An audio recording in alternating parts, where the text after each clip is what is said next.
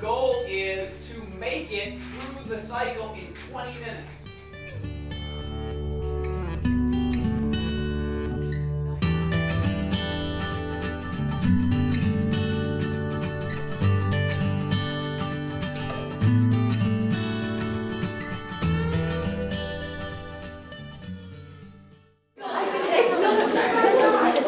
Very early on, we recognized the concept of what it meant to be student-centered was difficult to translate at the individual level. It made sense from a philosophical perspective, and Nellie Mae, right from the beginning, they defined, here are the tenets of student-centered learning. And when you read those, intellectually, they made sense. And anytime we shared those with anybody we were talking to in the process, they made sense. But then when we got to the point of saying, yeah, but what does that mean day to day? What do we have to put into place or change or make happen so that's happening for the students, that it goes from paper to real life? We recognized very early on that that would be the challenge in this work.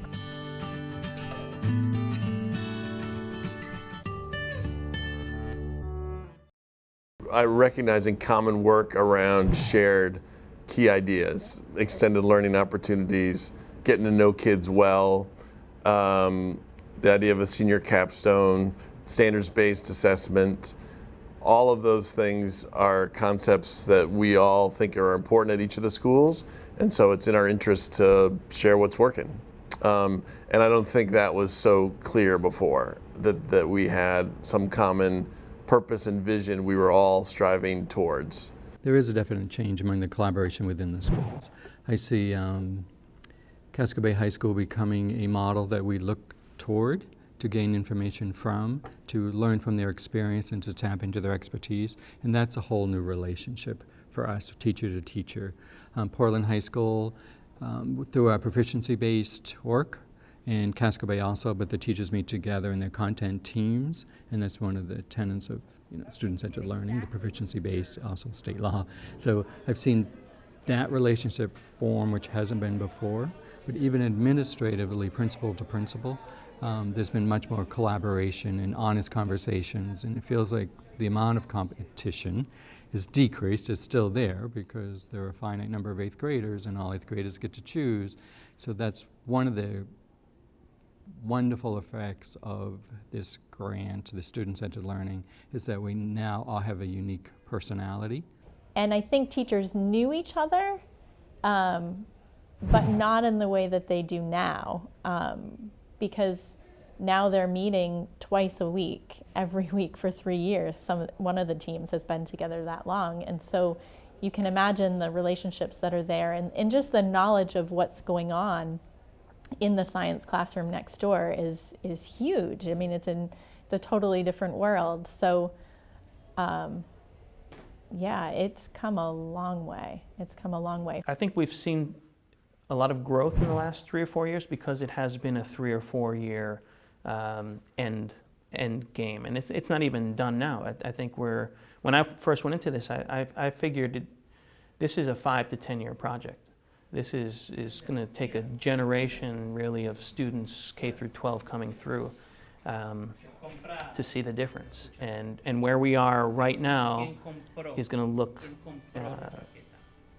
where we'll be in 5, 10 years will look different than where we are now.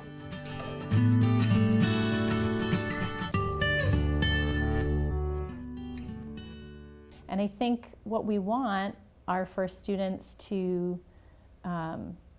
be thinking of who they are and what they're great at, and building on those talents, and to explore different interests, and that they will connect their courses and their academic work that they're doing to real life, to exploring careers that interest them, to thinking about what their best post-secondary options would be for them, and to see a kid do that continuation from 9th to 12th, and to have experiences that are tied to real life, to build on the job shadows and the internship experiences and the capstone and all of that, but to have those things really connected to academics and to classrooms, and to see a kid graduate that picked a pathway as an interest, and took that strand through in the courses they took, in the job shadow experience they had, in the internship they chose, and the capstone they finally did, and then beyond, right? And then to see them pick a school and a major that aligns with that, I think that's when I'll feel like we've done it.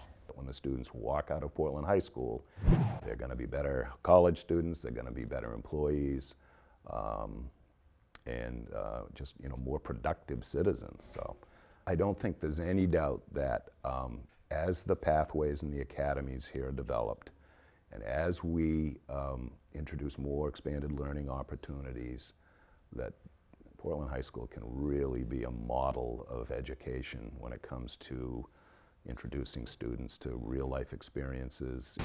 Good job. Our curriculum will shift to more of a global focus, preparing for global competency, global citizenship.